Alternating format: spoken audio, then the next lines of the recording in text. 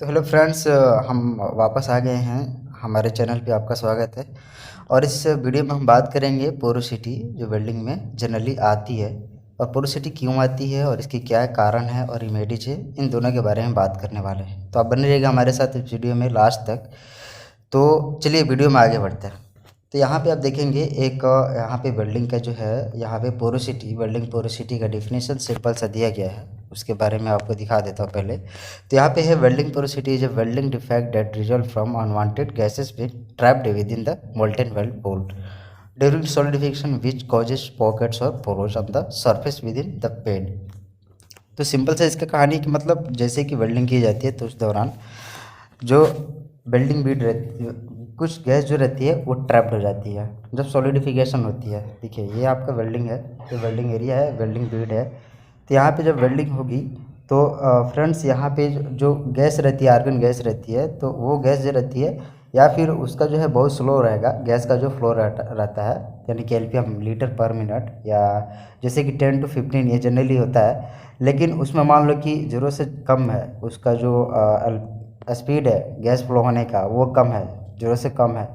तो या तो वो वेल्डिंग कर रहे हैं, वेल्डिंग होने के बाद जब सॉलिड हो रहा है, वेल्डिंग जब धीरे धीरे ठंडा हो रहा है, उस टाइम में वो गैस जो है वो बाहर नहीं निकल पाएगी, वो वेल्डिंग बीड में ही यहाँ पे ये ट्रैप्ड हो जाएगी और वो धीरे धीरे करके बाहर निकलेगी, जिसकी वजह से पोरोसिटी वहाँ पे क्रिएट होगी। या फिर गैस का बहुत ज़्यादा फ्लो रेट होने से भी जो है उसमें प्रॉब्लम आ सकती है। लेकिन जनरली अगर गैस का फ्लो रेट जो है बहुत कम है, धीमा है, तो उस कंडीशन में ये प्रॉब्लम क्रिएट होगी। तो इसके लिए जो फ्लो रेट है गैस का वो आपको मेंटेन करके रखना पड़ेगा, ठीक है। तो उसके बाद मैं बता दूं कि पोरोसिटी जनरली इसीलिए क्रिएट होती है। और अगला इसके और भी रीज़न है जो कि मैं आपको बता देता हूँ आगे। चलिए मैं आपको आगे बताता हूँ इसका क्या रीज़न है। देखिए causes applying to large gas flow rate, यहाँ तो मैं आपको फर्स्ट ऑफ ऑल बताया था, ठीक है, पहला। और इसको रिमेडीज करने के लिए यहाँ पे गैस फ्लो रेट चेक करना पड़ेगा कि जो गैस का फ्लो रेट है वो सही है कि नहीं। उसके बाद से यूजिंग लार्ज आर्क। अब लार्ज आर्क का मतलब ये है कि मैं आपको यहाँ पे बता दूँ कि देखिए जब आर्क लेंथ है, ये आपका वेल्डिंग बीड है ये, ठीक है, ये वेल्डिंग बीड है और ये जो डिस्टेंस वाला है, देखिए ये आपका डिस्टेंस है, ठीक है, जहाँ पे वेल्डिंग करना है। अब ये जो है इसको आर्क लेंथ कहते हैं। या फिर ये आपका जो है बहुत नज़दीक से वेल्डिंग कर रहे हैं तो उस कंडीशन में पोरोसिटी आने का चांसेस रहेंगे। और वेल्डिंग स्पीड वैसे भी अगर ज़्यादा है तो उस कंडीशन में भी आएगा। तो यहाँ पे देखें कि आर्क लेंथ जो है वो सही होना चाहिए और स्पीड जो रहेगा वेल्डिंग का वो सही होना चाहिए। इसके लिए दूसरा जो वेल्डिंग डिफेक्ट है वो नहीं आएगा। तो उसके बाद इसको सियोर करने के लिए, इसको करेक्ट करने के लिए इसको आपको सही करना पड़ेगा, जो आर्क डिस्टेंस है उसको सही करना पड़ेगा फ्रेंड्स। उसके बाद से है existence of moisture in the process. Process में मान लीजिए वेल्डिंग बीड में अगर कोई मॉइस्चर है, ठीक है, या फिर आपका इलेक्ट्रोड जो है वो ठंडा है, ठीक है, ओवन में नहीं है, ठीक है, तो उस कंडीशन में भी आपका पोरोसिटी आएगा। तो इसलिए इलेक्ट्रोड जो है हमेशा ओवन में रखना चाहिए, मदर ओवन में रखना चाहिए, ताकि हमेशा गर्म इलेक्ट्रोड का यूज़ करना चाहिए। इसके लिए फ्रेंड्स यहाँ पे cleaning the metal before starting the welding process.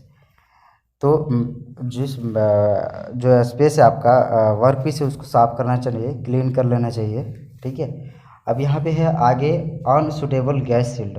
Gas shield आपको सुटेबल नहीं मिल रही है तो उस कंडीशन में भी होगी। इसको रिमेडीज के लिए decreasing welding speed it will be allowed to the gas to escape. मतलब अगर गैस का स्पीड, अगर फ्लो रेट अगर स्लो है तो आपको वेल्डिंग स्पीड भी स्लो रखनी पड़ेगी, ठीक है। आगे है dirty job surface, that is occupation of scales rust while greases on the surface of the job. इसके रिमेडीज के लिए individual cleaning and prevention of pollution from entering the weld zone. तो ये इसकी रिमेडीज है। अब चलिए आगे देखते हैं। यहाँ पे देखिए स्पीड जो है वेल्डिंग का वो सही रखना चाहिए। स्पीड की अगर फार्मूला बताओ तो डिस्टेंस अपन टाइम होता है, यहाँ पे निकाल सकते हैं। इसके ऊपर एक वीडियो बनाने वाला हूँ। अब हम देखेंगे इसमें आर्टिक फिल्म पे जो फिल्म रहती है उस पर ये डिफेक्ट जो पोरोसिटी है वो कैसा आएगा। तो पोरोसिटी जो है जनरली 3 प्रकार की होगी, राउंडेड, रैंडम, पोरोसिटी, ठीक है। दूसरा है आइसोलेटेड पोरोसिटी और तीसरा है क्लस्टर पोरोसिटी। तो ये आर्टिक फिल्म है और फिल्म के ऊपर जो पोरोसिटी है रैंडम, राउंडेड ये ऐसे रहेगी, ठीक है, रैंडम रहेगी ऐसे।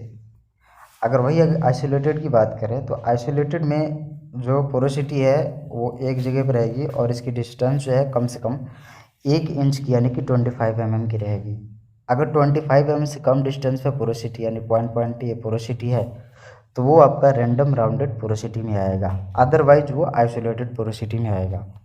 अगर ये दोनों कंडीशन को फॉलो ना करके अगर पोरोसिटी आपका ऐसा है, ठीक है, ऐसा है, एक जगह पे है और बहुत सारा पॉइंटेड है, ग्रुप में है, तो ये क्लस्टर पोरोसिटी कहलाएगी और आरटी फिल्म पे ऐसा ही दिखेगा। अगर ग्रुप में ये पोरोसिटी है तो ये क्लस्टर पोरोसिटी कहलाएगी। अगर इस प्रकार से है, ठीक है, तो ये आइसोलेटेड पोरोसिटी कहलाएगी। यानी कि एक मान लीजिए यहाँ पर पोरोसिटी है और 1 इंच या 25 mm की दूरी पे दूसरा पोरोसिटी है, तो ये तो आइसोलेटेड पोरोसिटी इसे कहा जाएगा। लेकिन अगर ये रैंडम है तो इसे random isolated random rounded porosity कह सकते हैं। तो ये रहा फिल्म पे आपको दिखने को मिल जाएगा पोरोसिटी में यहाँ पे ये वाला बी नंबर, ठीक है। ये बाकी सब डिफेक्ट ही है, लेकिन बी में जो आपको फिल्म पे दिखेगा पोरोसिटी वो आपको ऐसा देखने को मिल जाएगा फ्रेंड्स। चलिए आगे देखते हैं।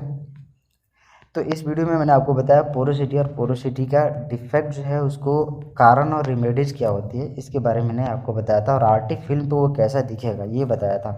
तो अगले फिल्म पे इसके बारे में हम बात करेंगे acceptance criteria of porosity. Acceptance criteria of porosity के बारे में बात करने वाले हैं अगले वीडियो में, और ट्रेवल स्पीड के बारे में बात करने वाले हैं। तो फ्रेंड्स ये वीडियो आपको अच्छा लगा तो सब्सक्राइब कर लीजिए, और ये वीडियो देखने के लिए आपका थैंक यू सो मच।